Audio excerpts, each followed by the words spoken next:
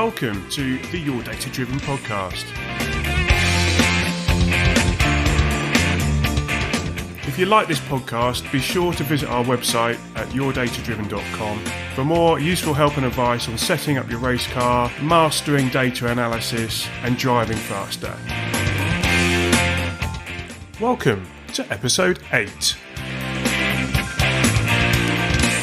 In today's episode, we're talking to John Kirkpatrick, lifetime president of the Racing School Drivers Association. Growing up, his racing mentor was none other than Jim Clark. JK has spent his career mentoring, teaching and encouraging racing drivers to perform at all levels of motorsport. Still active today, mentoring the next generation of future Formula One stars, this show is packed full of great advice to help you improve your driving, as well as a little bit of history mixed in along the way. So let's hear what JK has to say. Welcome, JK. John, how are you? I'm very well, thank you, Samir. How are you? Oh, I'm okay, all things considered. Oh my God. It's not easy at the minute. It's nice to chat to someone, really. Oh, that's lovely. Well, thank you very much for agreeing to come onto the show. I'm really looking forward to this conversation. I'm sure it's going to be fascinating for people to hear. It'd be lovely to hear a little bit, just get a bit of background on you and what you've been doing over the years. I didn't realise you were into dinosaurs. Oh, come on. This is really about what the club racer can learn from your experience, both in terms of driver development and also your current work, professional racing drivers, how people can improve basically over what they've been doing. It would be great to hear a little bit about you, just for the benefit of the tape, and see where we go. I think it's going to be absolutely fascinating. It always is. So. Well, we'll see. I mean, you're aware that in my day job was always teaching people to drive racing cars one way and another. That kind of came to an end in 2000 when track owners began to realize the value of the real estate and track rents went up dramatically. And so now, despite my being the life president of the Association of Racing Drivers Schools, of our membership, there is only one that still teaches using single-seaters, which is, for me, a great tragedy because I was always single-seater focused. What was your background? Just for the benefit of people listening who may not be aware of the stuff you've done. I was born in the Scottish borders to farming folk, and that really was the start because my family knew the Clark family, and I eventually got to know Jimmy Clark. And the other thing that encouraged me was I went to school with a guy you will know his name immediately, Nigel Roebuck, who for many years was the Grand Prix correspondent of Autosport, wrote for Motorsport. And I guess together we encouraged each other, really. But then 1968 was the first sponsorship, in fact, on Jimmy Clark's car in New Zealand when he had Gold Leaf Team Lotus. That started to make a real impact on us, I suppose, into the 70s, those that were trying to make it in motorsport. What was your role there? Were you driving at that point? Yeah, in the late 60s, I was doing some Formula 3. I partnered with a farming friend in Dumfriesshire to do some sports car racing. But really, when sponsorship became real, it was very tough for us to find any sponsorship in the area we lived. I mean, it was a rural area. There was no industry to speak of. So it was difficult. So by the time it came to 1972 and I was desperate for money, I saw Jim Russell was advertising for some help. And I thought, well, I'll take a year's sabbatical, go help Jim, find some money and then start over again. I can't have been nearly hungry enough, Samir, because from 72 on, my whole life was the Jim Russell Racing Drivers School. So. Did you know Jim before you went there? Jim Russell? Yeah. I didn't know Jim until literally I was interviewed for the job in the late summer of 72. And I joined Jim the same weekend as the very first Formula Ford festival at Snetterton took place. It was a November weekend in 72, 264 contingent entries. Oh boy, I wish we could have that now.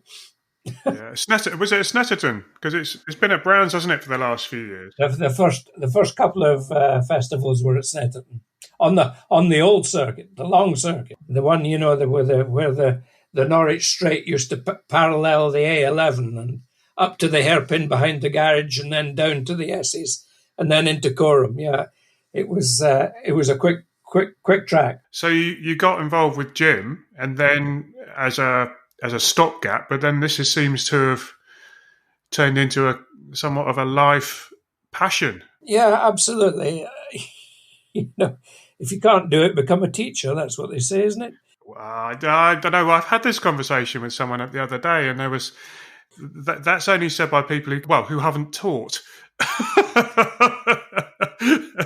It was interesting because Jim he'd had a go at running an international school it must have been about in the 60s sometime, and he had a group of Japanese there, exclusively Japanese, one of whom was Tetsuo Ikazawa, and they'd come over for a period of time. I can't recall how long it was, in fact, but it was several weeks, and that was the sort of birth of our international school. And when I joined Jim, it was to develop the international schools. And at that time, dear me, they came for 3 weeks. Because we couldn't get enough time on the circuit, and it was tough to condense. And then, I suppose it was many years later, probably into the late 70s, when we condensed the international course into a week, and that attracted people, yes, carters, but more importantly, those that Jim intended the school for, the man in the street, the man who couldn't afford to buy a racing car himself, give him the opportunity to have a go. You could go from never having sat in a racing car to a week later doing a race recognized by the MSA, the RAC MSA as was then. You had a license, and if you were successful, you had a signature on that license. And we ran a course every month, so that once you'd done your initial race, you could return, gradually work up junior through senior, and learn what it was to be a racing driver. With the course, though, that was a week. I mean, even it sounds like you had a longer course that you've condensed down to a week, but that's still a week's worth of commitment. Was that popular at the time? Oh, hugely. I mean, we had people coming from all over the world. Once I bought the school from Jim when was that, 87, and we moved to Donington, we had about 30 agencies around the world feeding students into international courses at Donington. In fact, when we stopped in 2000, about 67% of our business was coming from Japan. So it did develop, and it was hugely successful. And we had the karting guys that came along, because at that time, to convert from karting to cars, there was some place to go, which was basically the Jim Russell School. Now, of course, you don't have that luxury anymore. So people go straight from karts to cars, and it's not always easy. And we've known great karters not make it in cars, and vice versa, frankly. It'd be interesting to know, was there a structure to the week? I mean, obviously there was. So I arrive on Monday morning, what would I have experienced? When I went to Jim, I think we had 10 or 12 Merlin Formula Fords. And then, of course, he could do nothing better than buy his brother-in-law's Van Diemen's, so we were equipped with Van Diemen's. But when we moved down to Donington, we still had about 12 Van Diemen's, RF78s, as I recall, which was a great school car. Then I ended up meeting the general manager of Vauxhall Motors on the pit lane at Donington. And we got chatting. And at the time... Well, so accidentally met him? Or well, yeah, literally on the pit wall. Love that. And at the time, Formula Ford was, what shall I say, shrinking. Ford weren't putting much support behind it. And I suggested to him that he might like to consider doing a single-seater with a Vauxhall engine. So that was the birth of Vauxhall Junior. Wonderful. That was massive. I mean, that was really popular, wasn't it? It was. Yeah, we ran for about, I suppose, 10 years, and it was big, and it was an alternative to Formula Ford. It wasn't. I've heard a bit about it from some people who've maybe had a go. It wasn't their favourite car to drive, I don't think, but it was. That's all part of it, isn't it? You've got to learn to drive anything. You know, it was very similar to a Formula Ford. It was a one-make series, and goodness knows, I was the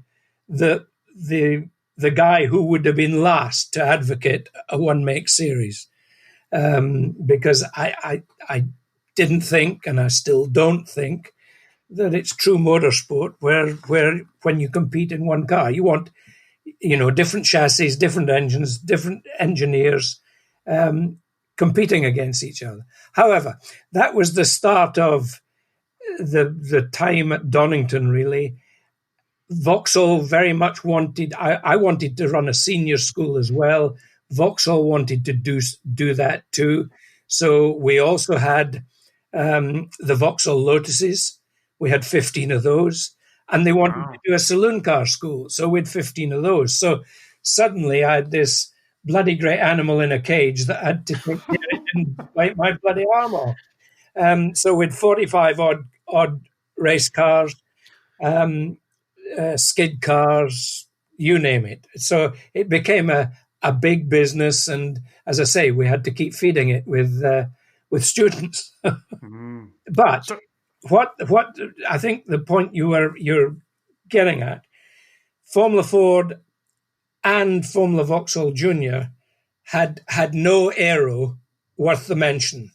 So it was all about mechanical grip. We were teaching folk to drive cars and understanding mechanical grip. So that's the big change to me. All cars these days, all single-seater cars that are recognised to be on the ladder towards Formula One are all aero-equipped. So, we literally have Formula One drivers that don't understand what mechanical grip is. Yeah, that's an interesting thing, because obviously the mechanical platform is so important to getting a lap time. Clearly, the aero dominates in terms of grip, and you said before can mask a lot of driving problems. And of course, the other aspect, both Formula Ford and Vauxhall Juniors were equipped with a Hewland box, H pattern. So you had to learn to change gear as well. And if I spoke to someone today about heeling and towing, or more commonly called double declutching, they'd look at you in a very strange way. Yeah, it's a particular skill, but I think a lot of people listening still have cars with that requirement. So they still have a gear change, and they still do heel and toe, and a lot of people do have an aero car, but many don't as well. How would your week have started at Jim Russell? Like I say, so I've arrived on Monday morning. I guess you're not going to just throw me into a single seater and say off you go, Samir. Well, obviously there were the introductory briefings to start with. I think about single-seaters alone, literally the first thing we did, was put them in a single-seater, and they drove up and down the straight, turning around bollards at either end. There were marker flags at each end, which were the points at which they would change down from fourth to third to second, and then go round the bollard, accelerate away again, and do the same at the other end. And we spent probably half a day of the first day literally getting people to change gear, because obviously it was a non-synchro mesh. They had to understand how they had to match engine speed and road speed in order to be able to get a nice sweet gear change. And that all took a bit of learning. They then, once they had done that and were comfortable in changing gear and the way the car felt, the way the brakes worked, we would then take them out on the track. We'd walk them round the circuit. And that is one thing that I would say that even now everybody should do before they go racing on the track, is walk the circuit. Some people do, I think, have that as part of their routine, a bit of exercise if nothing else. To be fair, even in Formula One they do that. Vettel will always, he's made mention of it in many occasions, of walking the track before practice starts. And it's an absolutely, there are things that you see at walking pace that you don't see when you're driving. So we would walk them round the track and point out, using marker points, natural marker points, we would identify the line on each corner.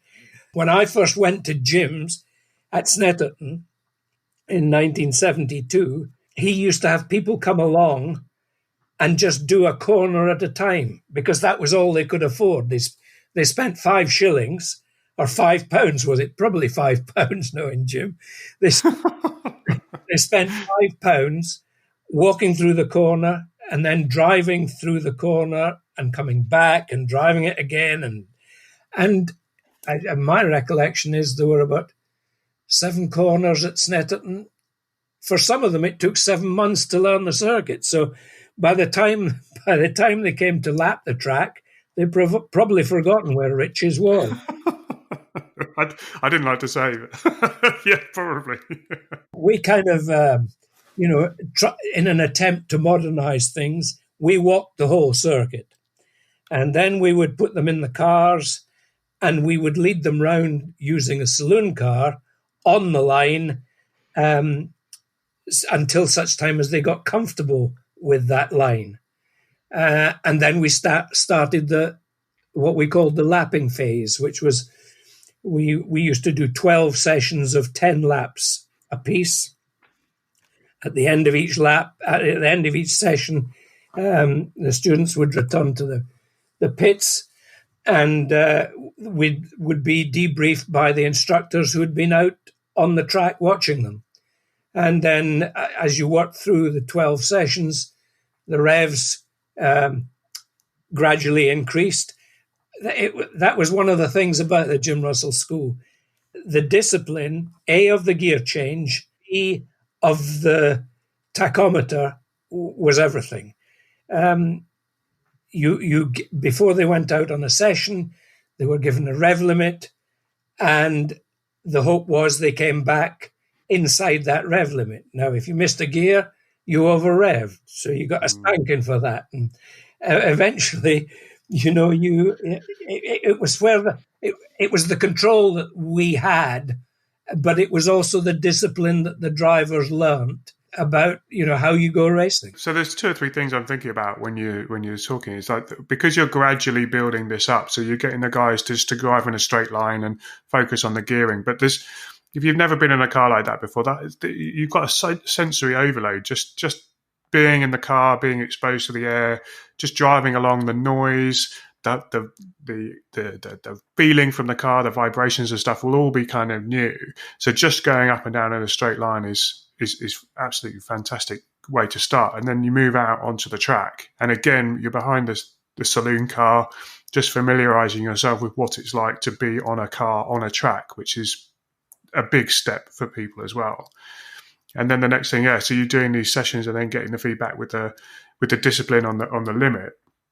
And I just wonder how people today could kind of get that experience, because a lot of people, their first experience of a track is perhaps on a track day or a test session where you're in amongst a lot of other cars who possibly have a lot more experience than you and maybe going a lot quicker. And it's quite intimidating, I think, when you first step out. By the sound of it, you guys were trying to remove that anxiety of, you've got the whole track to yourself. Just do what we're saying. I mean, do you think that was effective?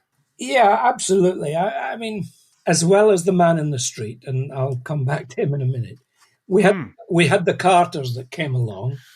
So, the Jenson Buttons and the Doug Bells and the Dan Weldons and folk like that, they came to the school because they needed to understand the difference between a cart and a car and how to approach it. And I have to say, and Jenson would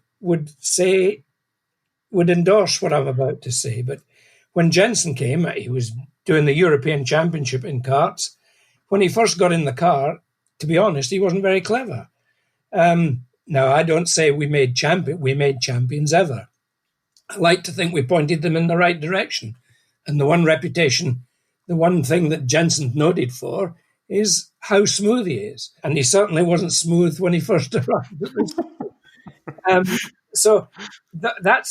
But the one advantage the Carters had is they understood the interrelationship between cars on the track or vehicles on the track. Yeah, they were familiar with being surrounded by other carts. Yeah. The man in the street didn't have that advantage. And so consequently, his first opportunity to learn that or to understand that or to appreciate the issues that provides was when he had his very first race. And, how intimidating, I can remember my first race. The very first race in a car is an intimidating experience. And it is intimidating. So it should be. It was perhaps less intimidating for the Carters who were familiar with racing. But, that very first race you ever do is a pretty challenging experience. What I loved about the concept that you had there was that you actually had the race as well. So it wasn't just about practicing and developing your skills in that moment. It was like you're actually working up towards a race at the end of the week, guys. Yeah, that's exactly what happened. And then, as I said, because we ran these programs every month, you had the choice to cut. If you enjoyed your first experience, you had the choice to come back and experience for a second, third, fourth time, and gradually, because of your experience, go from a junior to a senior race. And our senior racers, I think the most people we ever had in a meeting was one day at Snetterton when we had 105 entries. What? 105? 105 people came to drive Jim Russell Formula Fords in probably, there must have been 10 races. So 10 practice sessions, 10 races. The first race was the junior race and the 10th race was the senior race.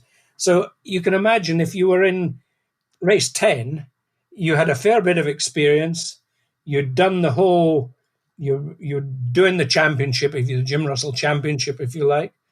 And those guys were very competitive, hugely competitive. I remember a race at Donington prior to a BTCC round, and there was Peter Dumbreck, Anthony Davidson, Dan Weldon tearing lumps out of each other. And the guys, John Cleland and the like, were sitting on the pit road, on the pit wall, watching them, and thought it was fantastic. I mean, it was real racing. That development of drivers, uh, seeing them improve and building their capability. Boy, hell, it made you very proud of what the school was doing. Really, It's lovely to hear, and those are names that people listening will be familiar with. I'm really sure.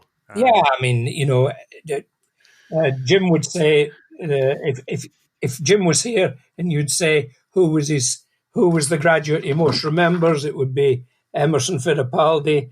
But when you've had the likes of the Villeneuves and the Sullivans and the Buttons and Derek Bell, Frank Gardner, the Furmans, we were, although I say it myself, very successful at what we did. And there were a lot of guys that graduated from the Jim Russell School that went on to do truly great things. So we're doing our 12 sessions of 10 laps. What kind of things are you doing at that point? So we're familiar with the car, or getting familiar with the car and the environment. We're doing laps around the same track. We've got some idea of the line. The rev limit or tacho limit is we're adhering to that. So what kind of feedback and what kind of messages are you talking to for the drivers to help them improve? Because you're not in the car with them. It's a single seater. So it's not like you can do like live coaching or anything. So what is it that you were doing that would make the difference? Thank goodness. I was the only time I was hurt in a car was when a young karter doing a Vauxhall karting scholarship chucked me against the wall at the old hairpin at Donington, and I broke my shoulder. So I'm perfectly happy watching from the outside. And we had we've had a lot of great instructors as well who totally understood what we were trying to do or what the job was. And we had probably at let's say Donington, we'd probably 4 or 5 instructors out at different points on the circuit. And you would be watching for approach, preparation, the way they change gear, the way they brake, the transition from braking to that constant in the early part of the corner and accelerating out. So you were watching them through the line. Just in that short sentence, there are a multitude of mistakes that you can make. And motorsport is a very repetitive activity. We always say what you need to learn to do is the same thing at the same place to the same degree each and every lap. If you can do that, the likelihood is you'll make a great test driver as well as a race driver, but you'll totally understand what it is you're doing. One of the things is that people aren't used to driving on the limit. They're not used to that experience. And I guess the karters who are coming through would have had that experience. And I personally am quite a big fan of karting in a driver development plan because it's all mechanical grip. There's nothing really to do on the kart in terms of setup and such like, and you're very much on the limit. Now, yes, the driving style is different to in a car on a grown up track, as it were, but the fact that the car's moving or the cart is moving around on the limit or just over the limit and you're balancing it around, that is an experience that people haven't had unless they've done some karting or they've spent some time on a track, because it's not what you do in your road car. How would you approach that for the first time for people? Because you don't want them to crash your car either. No, preferable you don't. But, I mean, a karter, if he gets it wrong, that cart can spin within its length, can't it? It can stop very quickly comparatively. When you get into a car, that doesn't happen quite so readily. And, what we were teaching them was that, and people will struggle to really identify what I'm saying if they look at what goes on today. But the fundamentals, and I was just reviewing a piece that I read about dear old Sterling Moss, who echoed these sentiments exactly. It's about preparing the car for the corner in a straight line, that's braking and changing down, and then balancing the car as you turn in. That is to say, driving the drive wheels at the same speed as the forward motion of the car, neither decelerating nor accelerating. In that context, the car is balanced. And taking the car then to the clipping point, and it's from the clipping point that you can then unwind the lock and accelerate at that same rate as which you are at, as the rate you're unwinding the lock. Now, again, there are some misconceptions about what I've just said, because these days everybody refers to the apex as if it's that point where you are closest to the inside of the circuit. That is not the case. The apex is the geometrical center of the corner. The clipping point, and it's a term we always used in the school, is that point where you are closest to the inside of the corner. It need not necessarily be absolutely up the curb. It could be half the circuit width away, yet still be a clipping point. But it's from that point that the lock starts to unwind and you start to feed on the power. Yeah, I love the term clipping point, and I think we should use it more often. I've spoken to Martin Brundle about this and said, your terminology is wrong, Martin. He said, yeah, but if I said clipping point, nobody would understand what I was saying. So you've got the car prepared, you've done all your braking and gear changing in a straight line, and you go through that early part of the corner with the car balanced and then feed on the power. Now, you've got to learn from that basic before you start fooling about. There are people that will say, but no, you trail brake into the corner.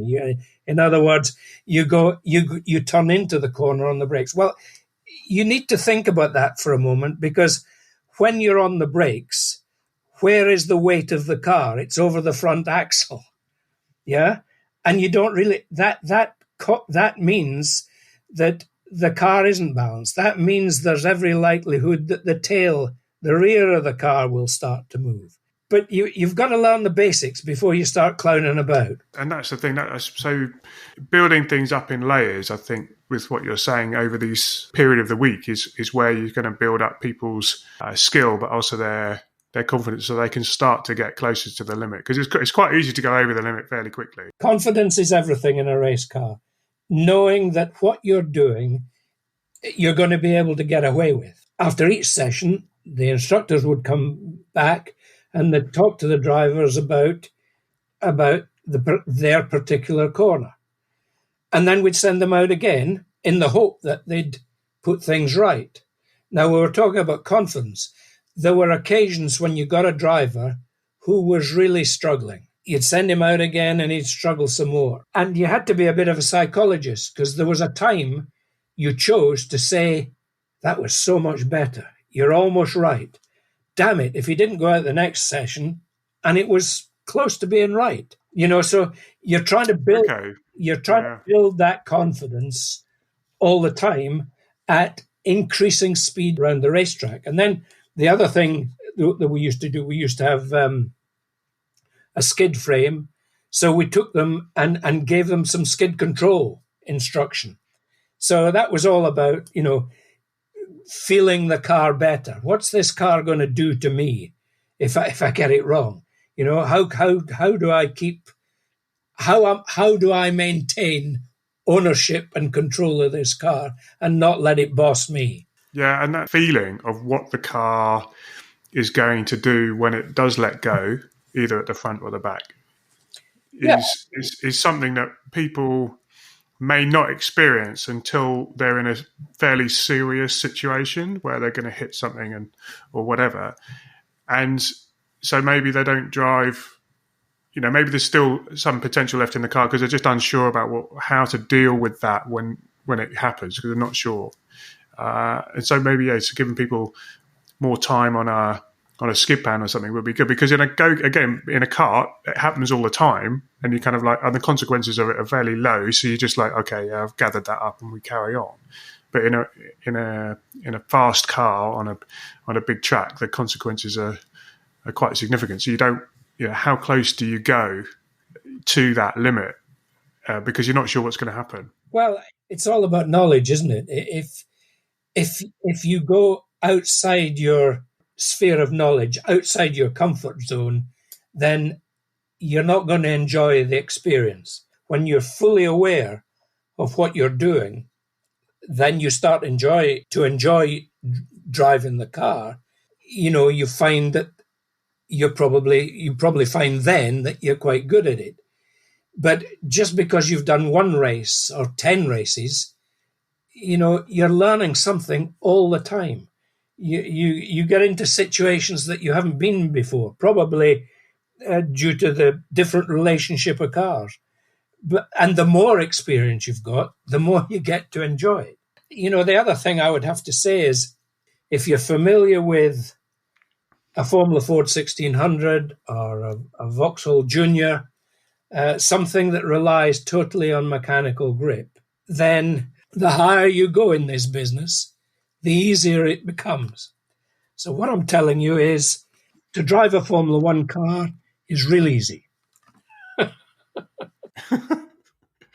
I'm joking, of course, but of course, yeah, I'm with you. Yeah. There are so many things working for you in an aero-equipped car, whereas in a Formula Ford or a Vauxhall Junior, you're driving and your chin is raised high. You're right on the edge. It's a bit like flying a helicopter. You learn in a Robinson, that is your Formula Ford, and you go on to a Jet Ranger, and the Jet Ranger feels great because it's solid and everything is nervous in a junior car. Inevitably, I believe anybody can drive a Formula One car and get probably, if you're a reasonable driver, get within, say, 5 seconds of a time. It's getting the final tenths, the final hundredths that's tough, and that requires total experience. So what did you do at the school, if anything, in terms of mechanical setup and things like that? In the juniors, the cars were set up really to suit Donington Park as we knew it. With the Vauxhall Lotuses, we had a baseline set up as well. And if a driver was sufficiently experienced and felt it appropriate, he could come to us and say, I would like to try this. And we would talk about it. If it kind of made sense, we'd change the car. If it totally didn't make sense, clearly we wouldn't. If we thought he was skillful enough to appreciate the changes we were making, even if they were changes in the wrong direction, we'd allow him to do that in the hope that he'd come back and say, no, I think I went in the wrong direction there. Yeah, and that was all the learning experience, of course. Because that's what I was going to say. That a lot of people, that's part of racing as well, is to get the car to suit you as well as you to suit the car. Yeah, and there are things that you can do to change, but sometimes people don't have the confidence to know what to change or by how much, or they're guessing, and such that when they're preparing their own car, perhaps there are some basic things that they could do to give themselves more of a chance to drive better, if that makes sense. Yeah, they may not know how to do. So I'm just wondering whether that was anything or folded into part of the course implicitly, really. I suppose it was. We're talking about a dads and lads situation, a transit and trailer situation, where you had no expertise kind of looking after you. And that's what tended to happen. You went to the school, you did the championship, you graduated. I never ceased to be amazed at the number of youngsters who found the wherewithal to come back the following year, and suddenly you found them in a national championship, Yeah. But they were probably preparing the car themselves, or Dad was helping, or whatever. It was only really from about, I suppose, dare I say it, almost Vauxhall Junior time on in the National Series, where it was part of the British touring car package. You weren't allowed a transiting trailer. You essentially had to be with a team. I remember Jenny Birrell was the Obergruppenführer of the paddock, and you couldn't come in with a transiting trailer. You had to have a bloody great Arctic. What was that all about?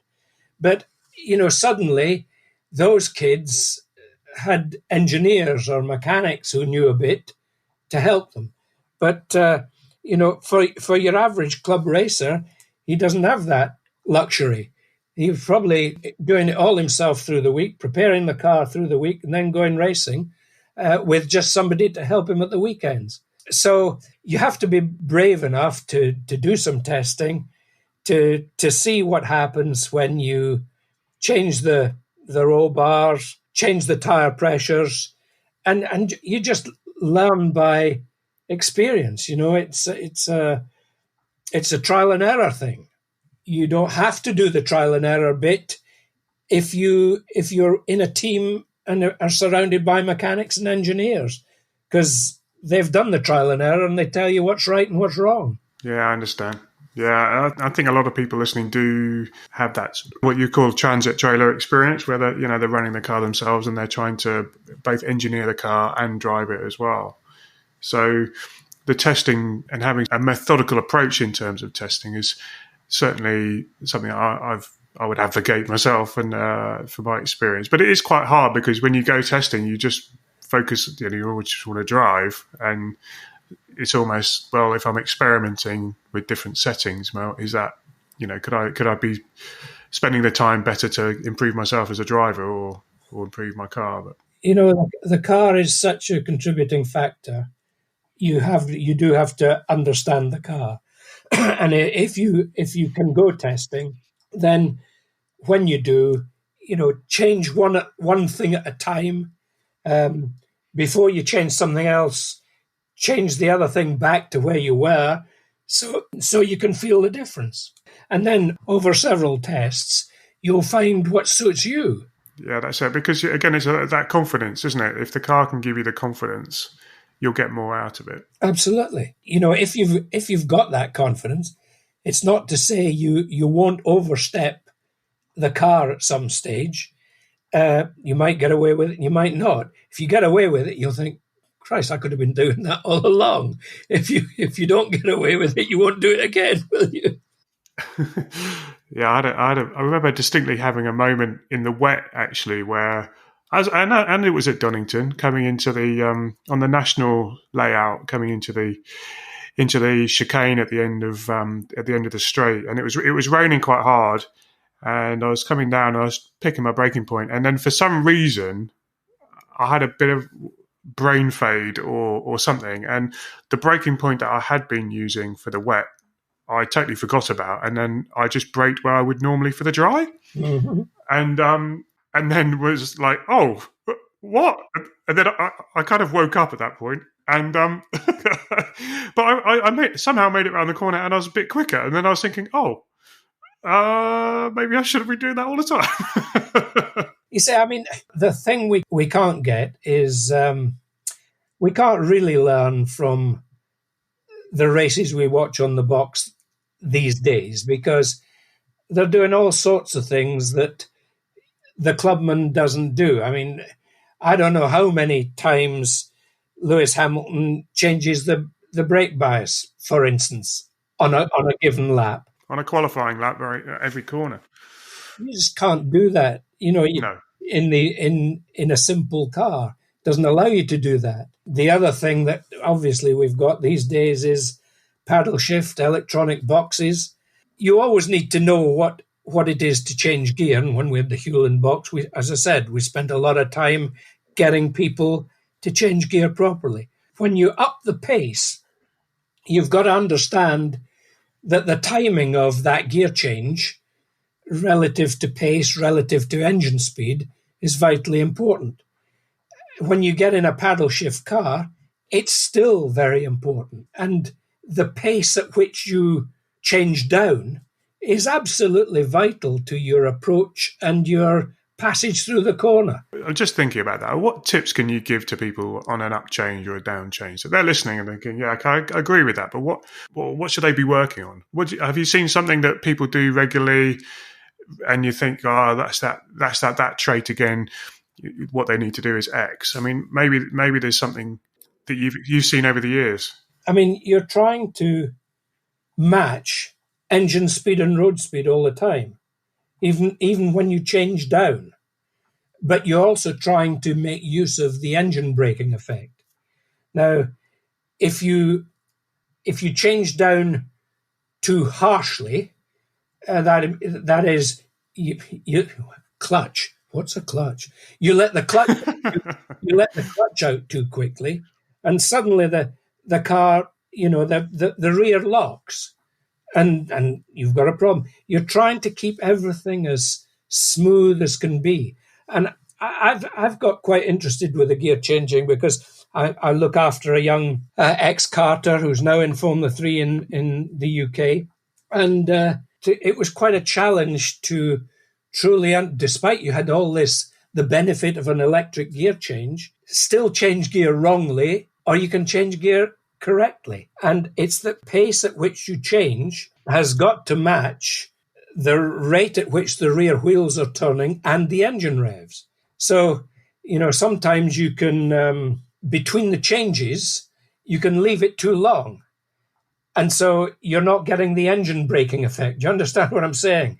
Whereas if you've got the timing right, the lower gear matches the rate at which the car's traveling. Oh, I understand. So if you let the revs drop too low when you're doing the down changes, you're not getting the benefit of the engine braking, which is helping to balance the car at the rear. Yeah, and it unsettles the car hugely. Just at a time when you want to be fully focused on getting the car prepared and then to turn in. It's about maintaining the balance of the thing all the time through all the operations you put that car through. If you can maintain the balance of the car, then, that's it. How many times you hear a Formula 1 driver when interviewed said, yeah, I just haven't quite got the balance of the car right. Now, he may be talking about the physical setup of the car, but more often than not, it's what he's doing in the car and where he's doing it that affects the balance of the car. Absolutely. I've got a question for you. So in these days, we have access to some data and measurement as the cars are going around, but we still look for feedback from the driver. If you say you're racing at a club level and you want to try and improve your car in some way, or you're trying to understand the car and how it's behaving around the track, how would you, or have you got any tips for people in terms of giving feedback as a driver, or even if you're doing it on your own, what kind of notes that you would make about each session that you go out in? Yeah, I mean, it's a fascinating part of the game, really, because not every young driver appreciates how vital accurate feedback is. And in these days, you can't hide, you can't run away, nothing's hidden, because you do have the data, and you probably have an engineer who understands that data perfectly and can relate what your feedback is to that data. And he knows when you haven't got it right. So as a driver, if you're using data, you've got to understand how that data is recorded and what it's recording and how it appears on your computer. And you've got to be able to relate how you feel, what you feel the car was doing to the pictures you see in front of you. Where we went onto the track and came back after every session and told them where they were going right and wrong, it's the same thing. You're coming back after every session and you have this magic tool that tells you exactly what you're doing wrong and or what you're doing right. So the data's kind of the equivalent, or partially, not 100%, actually, it's only part of the picture, but partially giving that feedback the equivalent of you having the coaches around the track. But what I'm really interested in is because at the end of the day, your guys would be graduating and then they'll be on their own kind of thing. So, and then they're running with, their family or their dad or even a team. Were there any tips that you were giving them on how to give feedback? Well, I mean, the baseline was always, you had them in the school, so they were kind of in your care, under your tutelage. Occasionally they overstep the mark. The temptation to overstep the mark when you've got your own car is even more real, because nobody's watching over your shoulder saying, you don't do that. So you've got to be your own boss. And consequently, what I see often happens is that, let's take karting, and let me try and pick up an example. Lance Stroll. I've got to be careful what I say, because Lawrence Stroll still owns the Jim Russell School in Mont-Tremblant in Canada.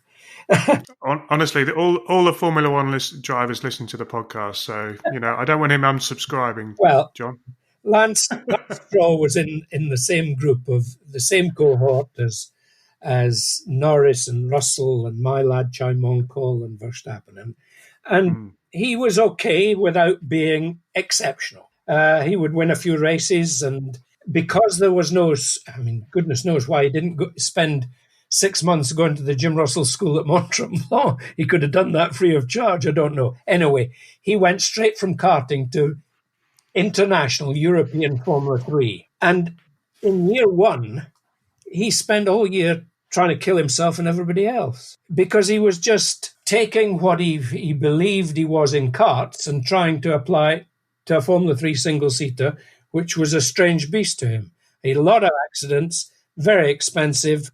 Happily, Lawrence, was able to repair the car.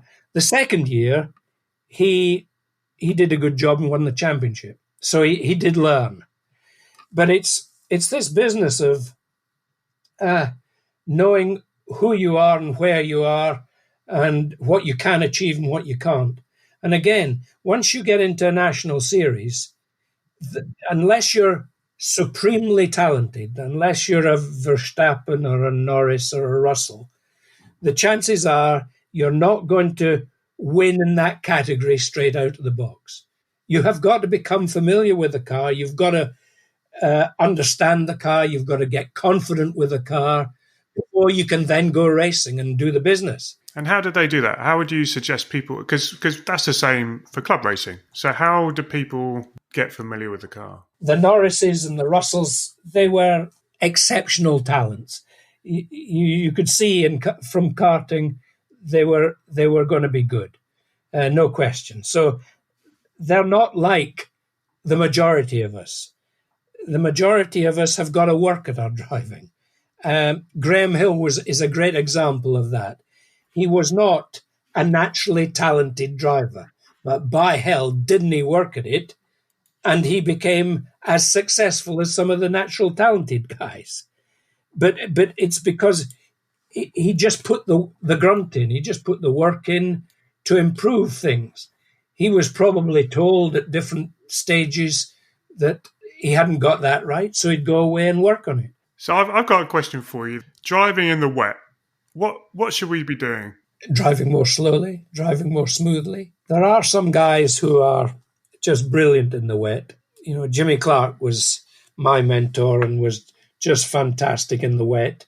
And he didn't, and in those days, often you didn't necessarily adjust the car to compensate. Really? Yeah, often it happened. Like there was a race at Spa. I can't quite remember what year it was, but it started dry and then it was wet. When it became wet, he drove away from everybody. But, the car was set up for the dry. And you get these rainmeisters, as they were called. Jackie Stewart was one such. And Lewis is good in the wet. I was going to say Vettel is good in the wet, but I still have visions of that forward-looking picture as he hit the wall at Hockenheim a couple of 3 years back. You've got to drive as if you believed there was an egg between your foot and the pedals, both brake and the accelerator. You don't stomp on any of the pedals. You don't get aggressive with the steering. Everything you do is is very gentle. I often think that, if you're watching somebody describe how to drive anything, and in his demonstration, his knuckles are literally white with gripping the steering wheel, the guy I trust is the guy who looks a bit more effeminate and is gripping the wheel almost with two fingers. He's telling you that he understands he's simpatico with the car. Yeah. He's gentle with the car. You've just got to massage the thing around. And in the wet, you've got to massage it around even better. I like the egg analogy. I had a good friend of mine years ago, and she was big into horse riding, and she was trying to teach me how to ride a horse. And she said, "Look, you've got to hold on to the reins firmly, but not too firmly, because they're connected to the horse's mouth, and it's just not very good, right?" So, exactly so. Yeah. And her analogy was, imagine you're holding some baby birds. Yeah. so just think baby birds all the time, because you want to be firm but not crush them. Exactly. You get so much information back through the pedals, back through the steering. If you're gripping it in a white knuckle fashion, you don't feel those messages coming through. Yeah. Yeah. It's impossible, because you're straining to grip the wheel, your white knuckles. You've got nothing left in your hands to assess what it's telling you. Whereas if you grip the wheel gently, I mean, you've still got to grip it positively, but not tightly, if you understand the difference. It's very difficult to explain, isn't it, what you mean? It's got to be, you don't want to be floating around in your hand. You've got to feel everything, but you don't want to be crushing it. Exactly.